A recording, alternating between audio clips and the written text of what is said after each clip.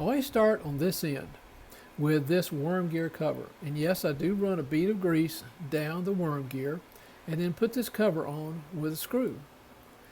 In order to test it, I pinch the field bracket between my finger and thumb on the bottom of the chassis, freeing up the wheels from any resistance, and I spin the armature just to make sure that it's still free to spin. And I do that using the stick and just spin it gently. It should rotate anywhere from a third to a half, maybe 2/3 of a revolution, just from a gentle nudge.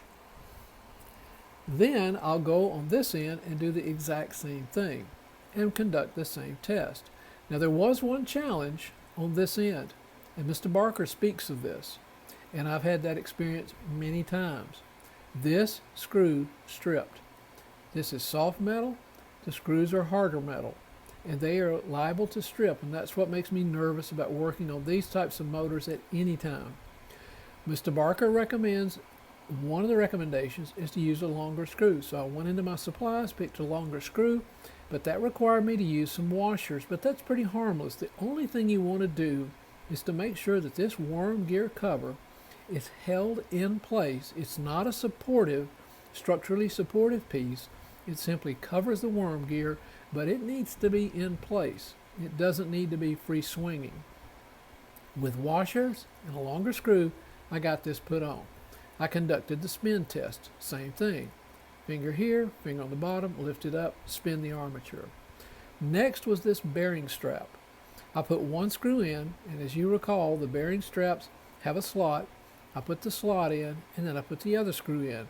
I tighten down to where they begin to stop, and I do the spin test. And then I go ahead and tighten them down until they stop. Remember Mr. Barker's rule, don't over tighten any of these screws. Simply tighten them till they stop. Conduct the spin test. Now the final test is I'll go ahead and put this bearing strap on without the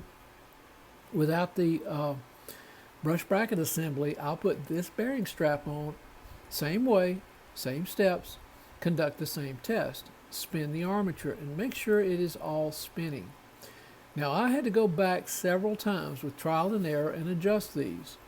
I even swapped them to see if I could get a little bit more maximum performance. But I made sure, and it took a little bit of trial and error to make sure that that bearing is centered under this strap and that the bearing is sitting on top of that depression in the chassis.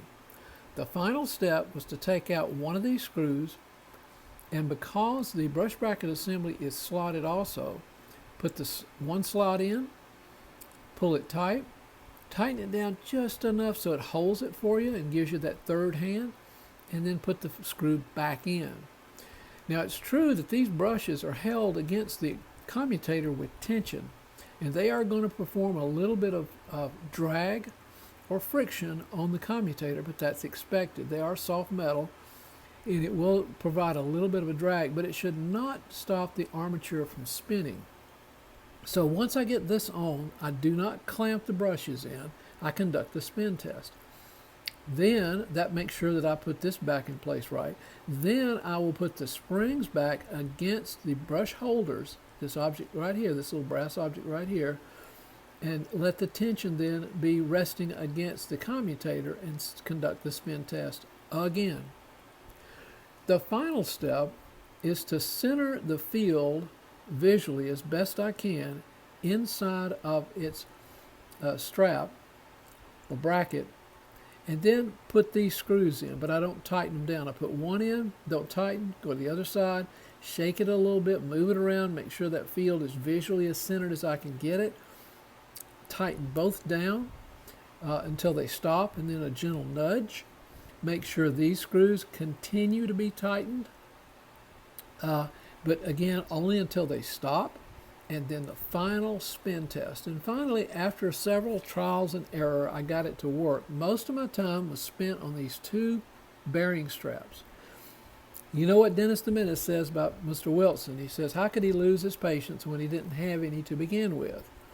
Well, this will certainly test your patience, but if you'll take the methodology I find that works best for me is a methodology like the Christmas tree lights, one bulb at a time. When that doesn't work, simply go back and start testing the individual bulbs until you find the culprit. I found that one of these bearing straps apparently was not centered over that bearing good enough, so I just kept moving it around. Another thing that you can do while you're doing this is rotate the wheels just a little bit to make sure you still have that little bit of thrust movement on the armature. You can see it thrusting right there. It just makes sure that it's not binding and it still has a little bit of thrust, and you should be able to test that. So we should be able to go. You can see inside of it how clean it is. The last thing I did before I put the brush bracket assembly on is I took a Q-tip, thoroughly dampened, not dripping, with alcohol, and cleaned the commutator one last time, as well as the end of the brushes, because of course it required me a couple of times to touch the commutator, and I don't want to leave even human finger oil on it. And of course, during this whole process, my fingers are getting greasy and oily anyway. So I give it that final wipe down, because that is the last place you want oil, is on that commutator. So now let's move it to a railhead test. First of all, we're going to reseat it back into the yoke, and we'll put it on the put it on the track stand.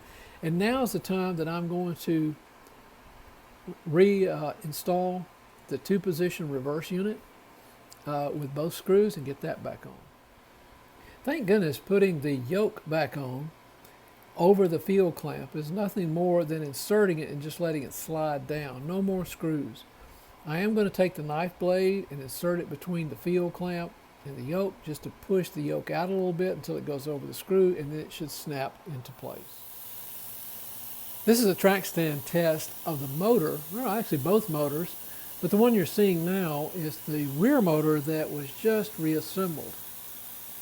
So far, no smoke, no flames, and no sparks that are unexpected. A little bit of sparking on the brushes might be occurring, but that's okay. This is running at the slowest speed I can probably get this transformer to operate. It's pretty quiet.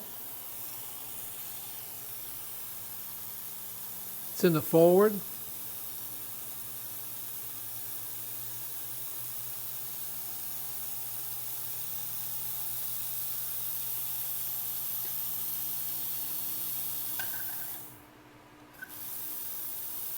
Reverse,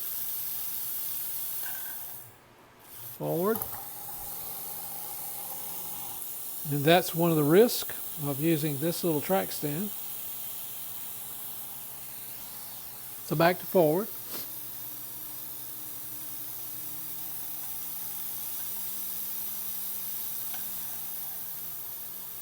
The only way I can tell they're actually operating at maybe close to the same RPMs is on the slowest speed possible.